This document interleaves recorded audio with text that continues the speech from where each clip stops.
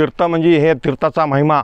इथलं पाणी समजा कुणाच्या हिरीत गेलं, बोरचं नसलं तर इथलं पाणी टाकल्यामुळे तिथलं पाणी पुन्हा डबल निर्माण होत आहे, असा इतिहास. गणेशपुरी मठ देवस्थान आपण जिथं असाल तिथं हे लाईव्ह बघा आणि तिथं नंतर आपण एक वेळेस गणेशपुरी मठाचे आणि हे तीर्थाचे दर्शन घ्या.